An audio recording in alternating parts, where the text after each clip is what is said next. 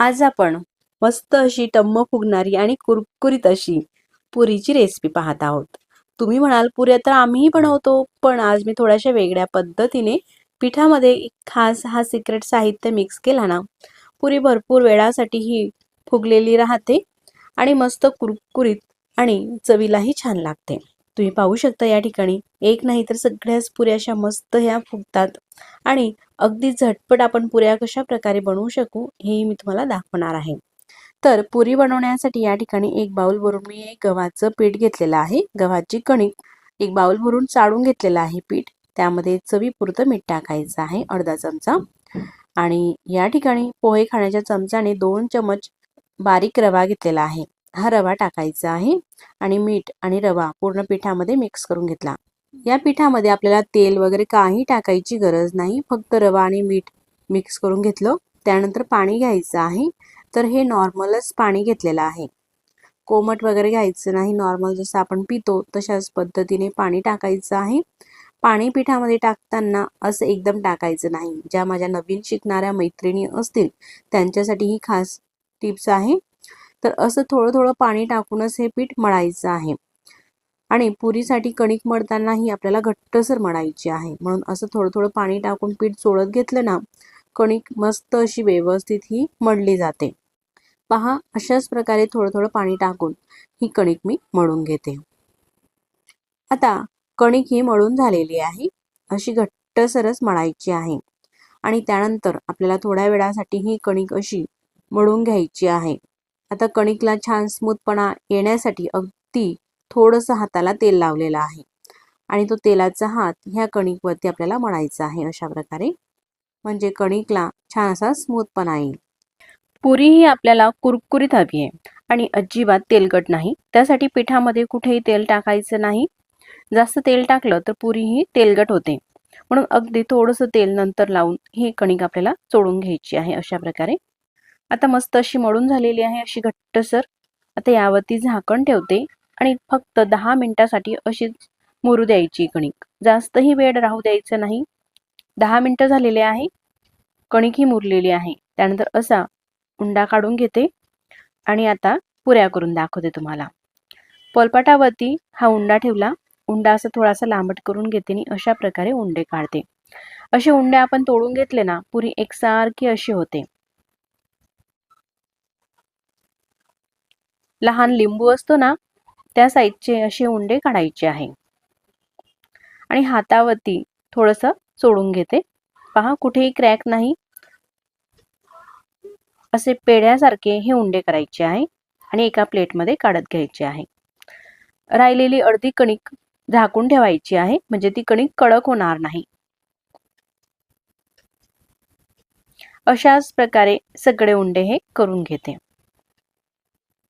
पहा, सगळे उंडे झालेले आहे. आता पुऱ्या करूया. तर पुरी बनवण्यासाठी मी पीठ लावत नाही. पीठ लावून जर का आपण पुरी लाटली ना, तेल आपलं खराब होतं, म्हणजे तेलामध्ये सगळं पीठ असं हे होतं, काळं काळं तेल होतं. म्हणून पुरी लाटण्यासाठी मी अगदी थोडेसे तेलाचा वापर करते. पहा, फक्त एक बोट तेलाचं लावलं पोलपाटाला आणि त्यावरती असा उंडा ठेवून लाटून घेते. कणिक ही आपण छान घट्टसर मळली ना, अजिबात जास्त तेल किंवा पीठ लावायची गरज भासत नाही. मस्त अशा पुऱ्या ह्या लाटल्या जातात. अशाच प्रकारे आणखी काही पुऱ्या मी तुम्हाला लाटून दाखवते. पुरी लाटत असताना जास्त दाब देऊन ती लाटायची नाही, अशी अलगद हाताने लाटायची आहे, म्हणजे ती छान अशी फुगते. नेहमी स्वयंपाक करणाऱ्या माझ्या माता आणि भगिनींसाठी तर ह्या टिप्स नाहीत, कारण त्या सुद्धा एक छान उत्तम स्वयंपाक करतात. पण ज्या काही नवीन शिकाऊ माझ्या मैत्रिणी आहेत, त्यांच्यासाठी ह्या बारीक सारीक टिप्स खूप अशा उपयुक्त ठरतील आणि मस्त अशा ह्या पुऱ्या होतील. अशाच प्रकारे मी काही पुऱ्या तुम्हाला लाटून दाखवते. अशा प्रकारे जर का एक एक पुरी तुम्हाला लाटायची नसेल, तर एकदम अगदी झटपट पुऱ्या कशा प्रकारे आपल्याला बनवता येतील तेही पुढे मी तुम्हाला दाखवणारच आहे. पहा, अशा प्रकारे अगदी भराभर ह्या पुऱ्या मी लाटून घेते. जास्त लहान सुद्धा नाही आणि जास्त मोठ्या सुद्धा नाही, अशा ह्या मीडियम साईजच्या पुऱ्या मी लाटून घेत आहे. वेगळ्या ताटामध्ये सुद्धा तुम्ही ठेवू शकता, पण आता मला सवय आहे, कमीत कमी भांडे भरत असते मी स्वयंपाक करताना, म्हणून पोलपाटावरतीच अशा पुऱ्या ह्या ठेवलेल्या आहे. एवढ्या पुऱ्या ह्या लाटून झालेल्या आहे. आता ह्या पुऱ्या मी तुम्हाला तळून दाखवते. पुरी लाटत असतानाच तेल तापायला ठेवलेलं होतं. तेल तापलेलं आहे, अगदी परफेक्ट तेल तापलेलं आहे हे ओळखण्यासाठी छोटासा उंडा घ्यायचा कणिकचा आणि तेलामध्ये सोडायचा. असे हे बुडबुडे निघतात म्हणजे तेल व्यवस्थित असं तापलेलं आहे. त्यानंतर तेलामध्ये पुरी सोडायची आहे. पुरी ही तेलामध्ये सोडत असताना जी खालची बाजू असते ना ती खाली करायची आहे आणि अशी लगेच पुरी हे फुगते. पलटून घ्यायची आहे, थोडीशी वरतून प्रेस करायची आहे. पहा, मस्त अशी काठापर्यंत ही पुरी फुगते. तर तुम्हाला ज्या रंगाची पुरी तळायची आहे त्यानुसार करायची आहे, पण असा हलका थोडासा लालसर म्हणजे थोडासा सोनेरी रंगाची पुरी चवीला छान लागते. अशा रंगावरती येईपर्यंत पुरी तळली, तेल निथळून काढते.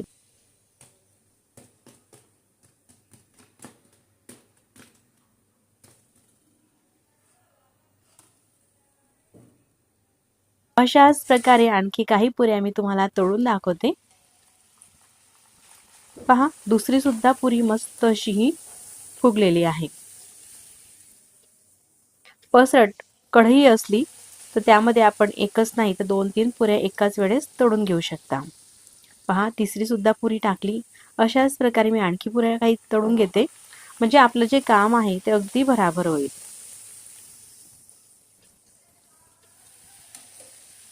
पुरी बनवण्याची पद्धत अतिशय सोपी आहे. तुम्ही नक्कीच अशा प्रकारे पुऱ्या करून पहा.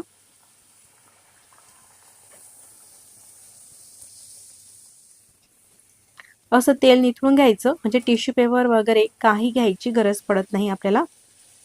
पुरी वगैरे काढण्यासाठी अजिबात ते तेलकट होत नसतात. रंगही पाहू शकतात, मस्त असा रंग येत आहे पुरींना.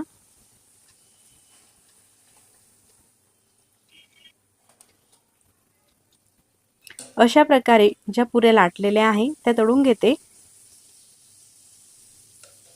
पहा, या ठिकाणी तुम्ही पाहिलेस 1-2 नाही तर सगळ्याच पुऱ्या आपल्या अशा मस्त फुलतात, अगदी पाणीपुरीच्या फुग्यांसारख्याच.